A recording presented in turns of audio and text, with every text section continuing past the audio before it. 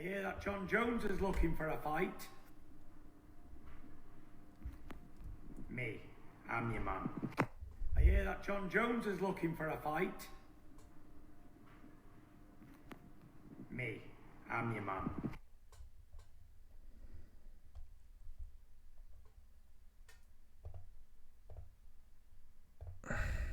Francis Ngannou for a hybrid fight. There's talks of me and Jon Jones doing a hybrid fight as we talk right now. I received an offer from the UFC yesterday. So you never know what's going to happen. The future's bright for sure, and there's a lot of options out there. And it seems at the moment I'm struggling to get an actual boxing opponent. I think Mauricio Suleiman, the president of the WBC, did an interview podcast recently, and he said Tyson's a victim of his own success. He's that good. People don't want to fight him. They'd rather fight somebody else. And that's what I'm experiencing right now. I think I've called out everybody in the top 15 in the heavyweight division in the last 6 months, and I'm still without an opponent as we speak today. Look, I've been in talks with Francis Ngannou for a hybrid fight. There's talks of me and Jon Jones doing a hybrid fight as we talk right now. I received an offer from the UFC yesterday. How about this? Here's a thought. How about this? How about I fight Jon Jones and Francis Ngannou on the same night? How about that? That's how much I value them two bums. Get up! Let's go, boys. Here's a thought. How about this? What's going on, people? It's your man, the YB, back once again. So, you know what? I was going to waffle on about how Tyson Fury mentioned about, I've been WBC Mauricio. Listen, that must be done in another video. Today, I haven't even listened to this stuff yet, so we'll do that another day. Today, we'll talk about what I was planning on talking about, which is Fury and Jon Jones / Ngannou. Now, it's not even logical. Oh, I'm going to fight Jon Jones and Ngannou on the same night. Well, you're not, because Francis entered the UFC. There's no way that's going to happen, not in a month of Sundays. No way. Wait a minute, you're telling me that Dana White can make Ngannou and Jon Jones on the same card versus Tyson Fury, but he can't make it happen in the UFC? Get serious. That's never going to happen. So he's lying again. Fury may not know this, but he's lying either way. There's been absolutely no conversations. And really, that's the only way I want to see it. Yeah? Jon Jones and Ngannou versus Tyson Fury on a back-to-back night. That's worth watching. I ain't going to lie to you. Yeah, it's not the boxing fight we wanted, but at least brings a bit of intrigue. You never know, you know what I mean? Listen. Jon Jones and Francis Ngannou versus Tyson Fury in 4-ounce gloves. I'm down with that, I ain't gonna lie to you.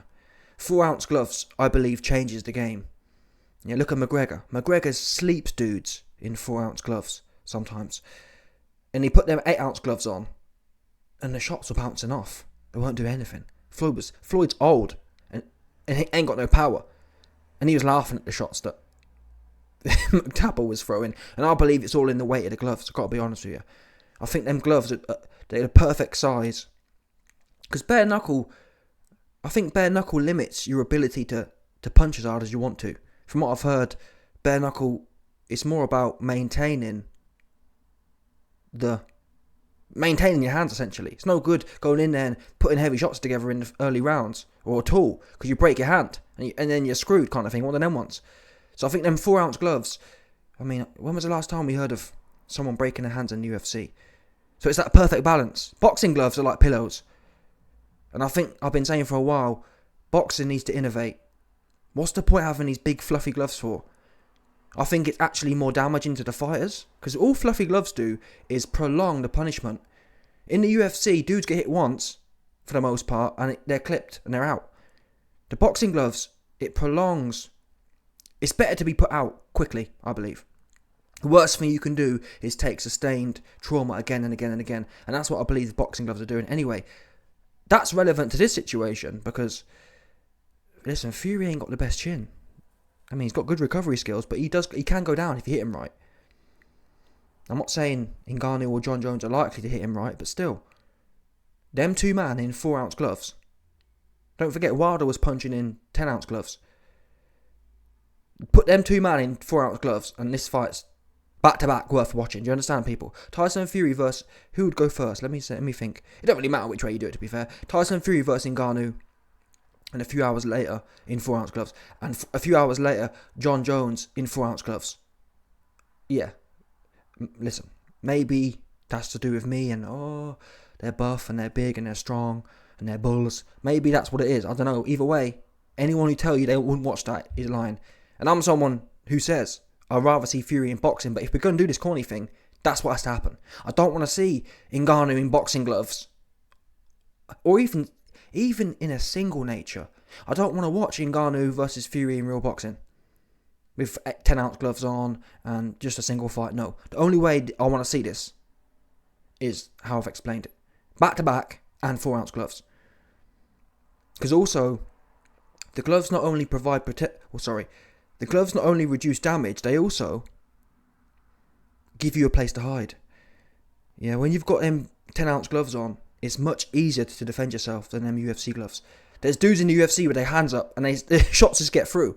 And Tyson Fury, he's nifty, but them 10-ounce gloves only improve your defense.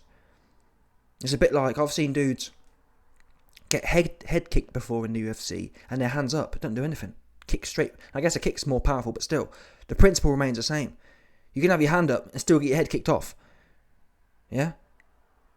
Because them little thin 4-ounce things ain't doing nothing. They ain't absorbing no force. But anyway, let's be real here, people. Tyson Fury is never going to fight both of them. Never mind. What's the word? Never mind contractually speaking, he wouldn't do it anyway. I'm telling you now. If there was genuinely an offer, which there isn't, and there won't ever be, if there was genuinely an offer for Jon Jones and Ngannou on the same night, Fury wouldn't do it. He wouldn't. I don't believe it. Now, if he does it, fair play to him, but I don't believe it. Fury will fight Ngannou in 10-ounce, in probably 16-ounce gloves, and yeah, that's what we'll see. And because the gloves are so big, Ngannou's arms will get tired, and you'll see him with his with his mouth hanging open, blowing. That's what normally happens. Remember Kimbo? Don't forget, rest in peace, Kimbo, 100%. Kimbo the OG, but still. Remember Kimbo and what's the other guy called? Kimbo and Dada 5000. That was wow. These big buff dudes took a few rounds and they're gassed. And that's what I think. Listen, I'm not even sure that them man were using UFC gloves either, but it's mad for them. But I'm telling you now, you put any of the UFC guys in boxing gloves, they're useless. It changes. Obviously, it's not just the boxing gloves, but I believe it's a big factor. Because they can't generate the pop. They just can't. I'm trying to think. Name me one boxer who transitioned, who generate pop. And that's why it's going to be interesting. I think Jake Paul going to smoke Nate Diaz. But if he don't, it's a wrap for Jake Paul. I ain't going to lie to you. But Nate Diaz, he weren't generating no power in 4-ounce gloves. I'm thinking, ooh, you know what I mean? Them 10-ounce, trust me, 10-ounce gloves. That is, it's exponential how it works as well. Do you understand? But anyway, Jon Jones has replied to this, and John looking buff, I ain't gonna lie to you. You never know what's gonna happen. Let's have a look. And I'm up for it. Oh man, I mean, I would love it if Dana could make that fight happen. That's one thing about the UFC. We always give the fans what they want to see. Tyson Fury is just such a magnificent opponent, and it'd be awesome to make that fight happen. I'm up for it. I'd even be willing to box him, and let's see what happens. Oh man, I mean, I would love it if Dana could make that fight happen. That's one thing about the UFC. We always listen. Is it just me or is John looking buff? Yeah, them picograms, 100%.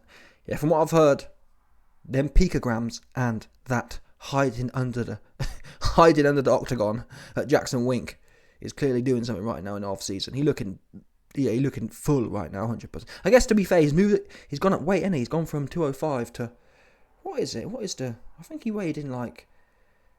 What was he weighing? Was he weighing like I think he was weighing like 250 or something. No, heavyweight. I'm not even sure what is heavyweight. I don't know, but anyway, he's about 250. A whole 250. And he snacked on, what's that Cyril Gane. He made a whole fruit snack out of Cyril Gane. Cyril Gane went out sad. And Ngannou was going life and death with the guy rolling on the floor with him. Oh my God. Ngannou was going life and death with a dude rolling on the floor. Yeah. Ngannou made Cyril Gane look like he was some next BJJ legend. Just slippery kind of thing. Wow, he can't stop him. Wow, he can't stop Gan. Gan too slippery. Jon go in there, just top dude. Oh, stop. Jon made a whole twink out of that guy, man. It was a bad look, I ain't gonna lie to you. In fact, I actually made some money on that. Not a lot of money, but I think I put 100. At the time, when the fight got announced, yeah, believe this or not, take my word for it, Jones versus Gan got announced, yeah, and at one point, it was basically 50-50 or 55-45 for Jon. So you put $100 down, you were getting 90 back. That's how mad it was. And it's always the way with me, yeah. I should have gone bigly on that one. I should have obviously bet the house on it.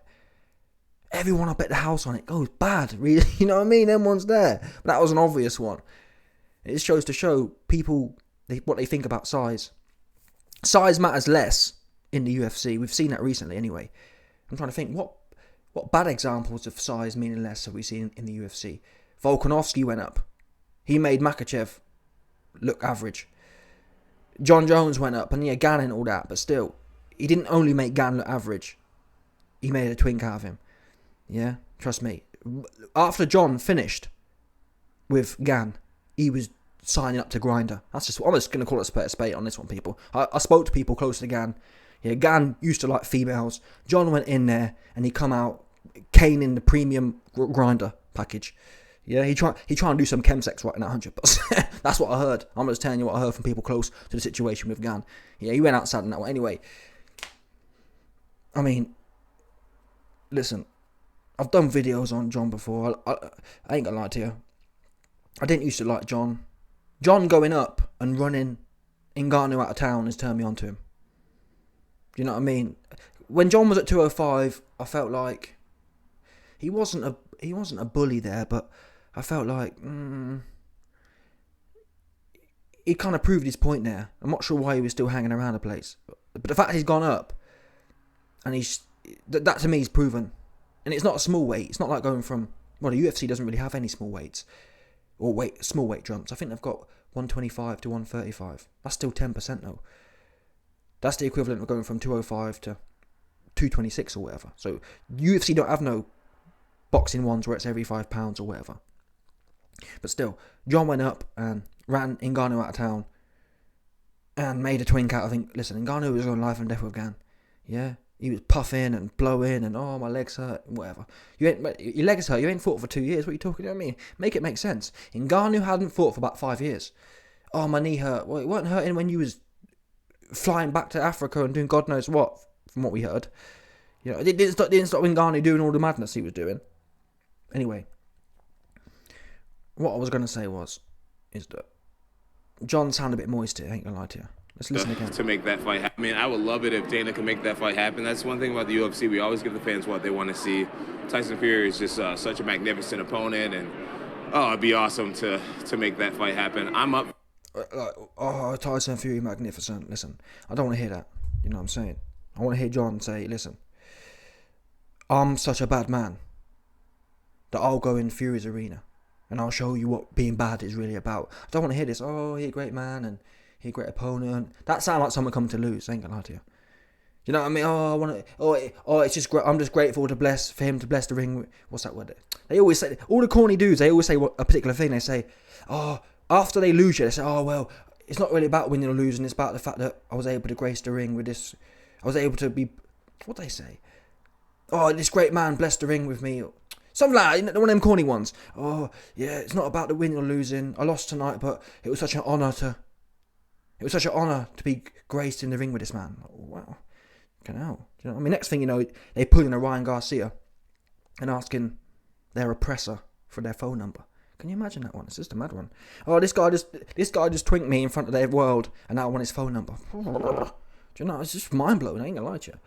Yeah, I can't even lie even a little bit. So, I don't want to hear this from Jon. Jon was around the right lines a few weeks ago when Fury came out and said, I'm the baddest man. And Jon said, listen. And I can't remember what he said, but you know what I mean? That's what I want to hear from Jon. And really, I wouldn't even mind Jon saying, no, I don't want to box Tyson. Yeah? I'm the baddest man. And and Jon Jones' pitch can be, listen, I'm the baddest man on the planet. Tyson Fury thinks he's the baddest man on the planet. If Tyson Fury wants to get in the octagon and box me, so be it. Yeah? Tyson Fury, go in there with your baddest man on the planet skills, put your hands together, and we'll see you come out on top. And to be fair, if I was Jon, I'd say to Tyson, listen, Tyson, I'm not going to do a Habib and roll on the floor with you. Yeah, I'll go in there and we'll stand up like two men. I ain't going to roll on the floor on you, because if we roll on the floor, it's a wrap for you. Because listen, Cyril Gann, he'd been doing this 10 years and it was a wrap for him. Super quick. So I promise you, we'll put it in the contract, but putting it in the contract makes it look like a kickboxing fight. That's no good either. No one don't want to watch that. So come on, just tell Tyson. Listen, Tyson. Yeah. I'm not going to pull a Khabib. I'm not going to roll on the floor with you for 10 rounds and put everyone to sleep. We can go in there as two men. You like to stand, I like to stand. Two men will go in there, we're walking in on our feet, and we'll see what's popping.